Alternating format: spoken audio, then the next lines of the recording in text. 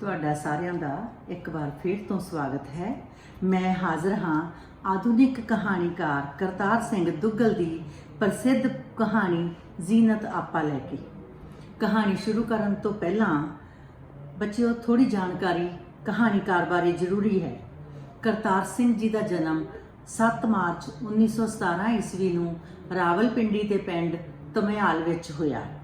ਇਹਨਾਂ MA English ਦੀ degree ਹਾਸਲ ਕੀਤੀ।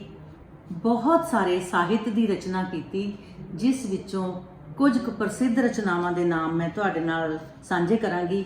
ਨਵਾਂ ਘਰ, ਨਵਾਂ ਆਦਮੀ, ਫੁੱਲ ਤੋੜਨਾ ਮਨਾ ਹੈ, ਇੱਕ ਛਿੱਟ ਚਾਨਣ ਦੀ। ਇਹਨਾਂ ਨੂੰ ਆਪਣੀਆਂ ਰਚਨਾਵਾਂ ਕਰਕੇ ਬਹੁਤ ਸਾਰਾ ਮਾਣ ਪ੍ਰਾਪਤ ਹੋਇਆ, ਜਿਵੇਂ ਇੱਕ ਛਿੱਟ ਚਾਨਣ ਦੀ ਤੇ ਸਾਹਿਤ ਅਕਾਦਮੀ ਪੁਰਸਕਾਰ, ਭਾਰਤੀ ਭਾਸ਼ਾ ਪਰਿਸ਼ਦ ਪੁਰਸਕਾਰ, ਸੋਵੀਅਤ ਲੈਂਡ ਨਹਿਰੂ ਪੁਰਸਕਾਰ ਅਤੇ ਪਦਮ ਭੂਸ਼ਣ ਦੀ ਉਪਾਧੀ ਵੀ ਮਿਲੀ। ਬੱਚਿਓ, ਕਹਾਣੀ ਦਾ ਵਿਸ਼ਾ ਇਸ ਤਰ੍ਹਾਂ ਹੈ, ਨਾਇਕਾ ਜ਼ੀਨਤ ਦੀ ਮਾਨ ਮਰਜ਼ਾਦਾ ਦੇ ਸ਼ਿਕੰਜੇ ਵਿੱਚ ਉਹਨਾਂ ਗਿਣੀਆਂ ਚੁਣੀਆਂ ਔਰਤਾਂ ਦਾ ਪ੍ਰਤੀਕ ਬਣਦੀ ਹੈ, ਜੋ ਕਿ ਸਮਾਜ ਦੇ ਵੱਖ-ਵੱਖ ਪਹਿਲੂਆਂ ਵਿੱਚ ਪ੍ਰਤੀਕੂਲ ਪ੍ਰਸਥਿਤੀਆਂ ਵਿੱਚੋਂ ਦੀ ਗੁਜ਼ਰਦੀਆਂ ਹੋਈਆਂ ਜ਼ਿੰਦਗੀ ਬਤੀਤ ਕਰਦੀਆਂ ਹਨ। ਭਾਵ ਸਮਾਜ ਦੀਆਂ ਅਨੇਕ ਕਠਿਨਾਈਆਂ ਵਿੱਚ ਹਾਰ ਨਹੀਂ ਮੰਨਦੀਆਂ। ਇਹੋ ਜਿਹੀ ਪਾਤਰ ਹੈ ਜ਼ੀਨਤ ਆਪਾ, ਜੋ ਆਪਣੇ ਜਜ਼ਬਾਤਾਂ ਨੂੰ ਦਬਾ ਕੇ ਜ਼ਿੰਦਗੀ ਕੱਟਦੀ ਹੈ। ਲੇਖਕ ਨੇ ਜ਼ੀਨਤ ਦੀ ਮਾਨਸਿਕਤਾ ਨੂੰ ਬਿਆਨਦੇ ਹੋਏ ਸਮੁੱਚੇ ਮਰਦ ਪ੍ਰਧਾਨ ਸਮਾਜ ਦੇ ਸਮਾਜਿਕ ਯਥਾਰਥ ਨੂੰ ਇਸ ਪਾਤਰ ਦੇ ਰਾਹੀਂ ਪਾਠਕਾਂ ਤੱਕ ਪਹੁੰਚਾਇਆ ਹੈ। ਕਹਾਣੀ ਇੰਜ ਸ਼ੁਰੂ ਹੁੰਦੀ ਹੈ, ਤੂੰ ਮੇਰਾ ਇਹ ਕੱਦ ਵੇਖਿਆ ਹੈ? ਜੇ ਇਤਨਾ ਕੱਦ ਕਿਸੇ ਕੁੜੀ ਦਾ ਹੋਵੇ, ਤੂੰ ਮੇਰੀਆਂ ਗੱਲਾਂ ਦੀ ਲਾਲੀ ਵੇਖੀ ਹੈ? ਜੇ ਇਹੋ ਜਿਹੀ ਲਾਲੀ ਕਿਸੇ ਕੁੜੀ ਦੀਆਂ ਗੱਲਾਂ ਉੱਤੇ ਖੇਡਦੀ ਹੋਵੇ, ਤੂੰ ਮੇਰੇ ਇਹ ਵਾਲ ਵੇਖੇ ਨੇ? ਜੇ ਇਸ ਤਰ੍ਹਾਂ ਦੇ ਸ਼ਾਹ ਕਾਲੇ ਰੇਸ਼ਮ ਵਰਗੇ ਵਾਲ ਕਿਸੇ ਕੁੜੀ ਦੇ ਹੋਣ, ਸ਼ਾਹ ਕਾਲੇ ਤੋਂ ਭਾਵ ਬੱਚਿਓ ਪੂਰਨ ਰੂਪ ਵਿੱਚ ਕਾਲੇ, ਤੇ ਫੇਰ ਉਹ ਕੁੜੀ ਕਿਹੋ ਜਿਹੀ ਹੋਵੇਗੀ? ਮੇਰਾ ਦੋਸਤ ਰਸ਼ੀਦ ਇੱਕੋ ਸਾਹ ਬੋਲ ਰਿਹਾ ਸੀ। ਇਸ ਤਰ੍ਹਾਂ ਦੀ ਕੁੜੀ ਸੀ ਜ਼ੀਨਤ ਆਪਾ।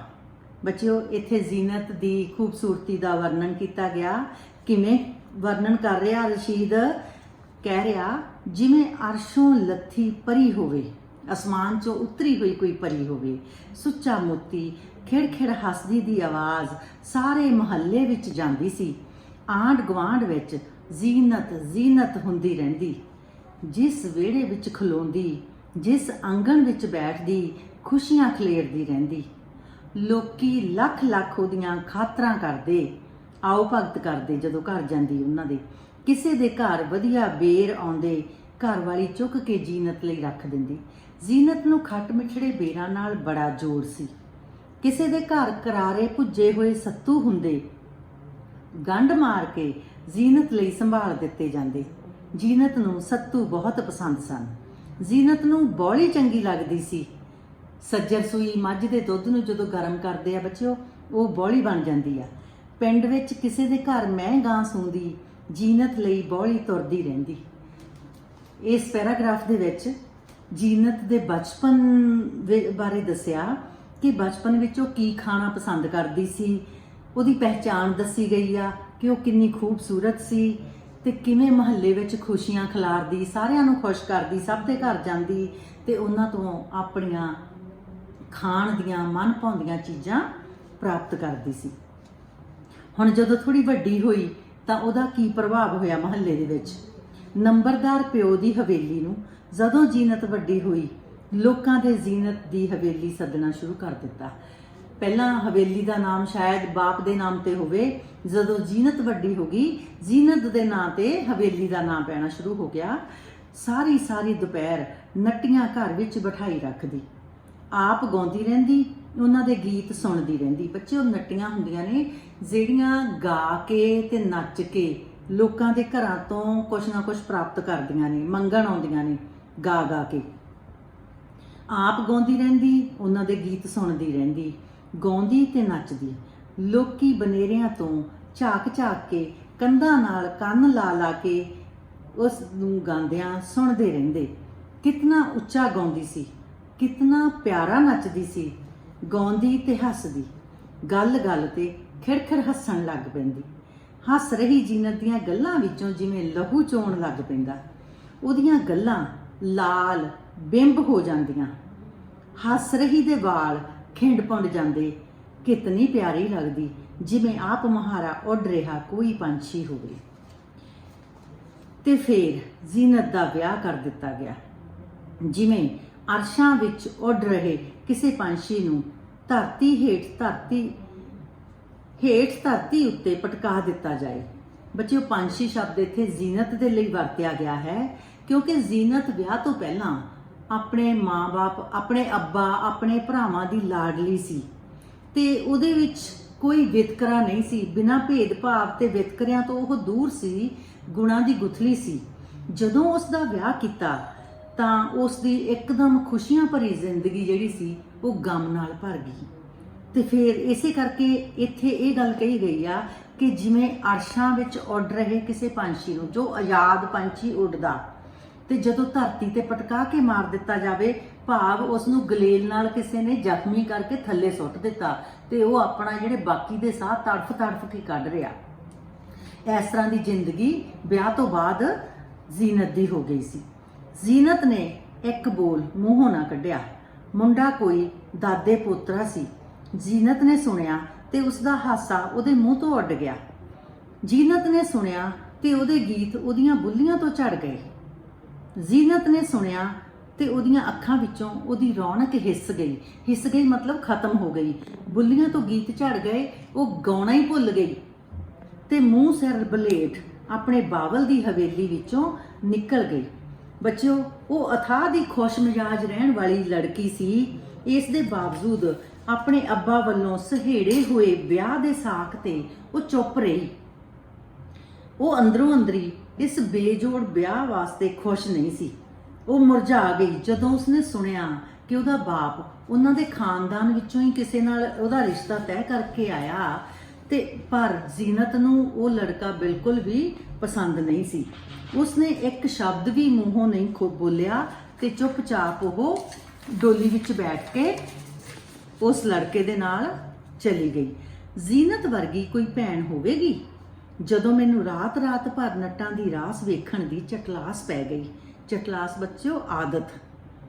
ਜਦੋਂ ਅੱਧੀ ਰਾਤ ਕਵਾਲਾਂ ਦੀਆਂ ਕਵਾਲੀਆਂ ਸੁਣਨ ਤੇ ਦਾ ਮੇਰਾ ਜੀ ਕਰਦਾ, ਜਦੋਂ ਸਾਡੇ ਗੁਆਂਢ ਖਾਨਾ ਬਦੋਸ਼ਾਂ ਨੇ ਝੁੱਗੀਆਂ ਆਣ ਪਾਈਆਂ ਤੇ ਖਾਨਾ ਬਦੋਸ਼ਾਂ ਦੀਆਂ ਸਿੱਥਾਂ ਲਾ ਕੇ ਪੱਟੀਆਂ ਜਮਾਉਣ ਵਾਲੀਆਂ ਮਸਤਾਈਆਂ ਹੋਈਆਂ ਖਾਨਾ ਬਦੋਸ਼ਣਾਂ ਨੂੰ ਵੇਖਣ ਲਈ ਮੇਰਾ ਦਿਲ ਲਲਚਾਇਆ ਰਹਿੰਦਾ। ਮੈਨੂੰ ਪੋਲੇ ਜਿਹੇ ਹਵੇਲੀ ਤੋਂ ਬਾਹਰ ਕੱਢ। ਉੱਤੋਂ ਖਿੜਕੀ ਵਿੱਚੋਂ ਉਹ ਮੇਰੀ ਸ਼ੇਰਵਾਨੀ ਸੁੱਟਿਆ ਕਰਦੀ ਸੀ। ਸ਼ੇਰਵਾਨੀ ਦੇ ਜੇਬ ਵਿੱਚ ਹਮੇਸ਼ਾ 5 ਦਾ ਨੋਟ ਰੱਖਿਆ ਹੁੰਦਾ ਸੀ। ਇੱਕ ਭੈਣ ਦੀ ਫੂਹੀ ਕਰਕੇ ਬਚਾਈ ਪੂੰਜੀ ਆਪਣੇ ਜਵਾਨ ਹੋ ਰਹੇ ਵੀਰ ਦੀ ਖੁਸ਼ੀ ਲਈ।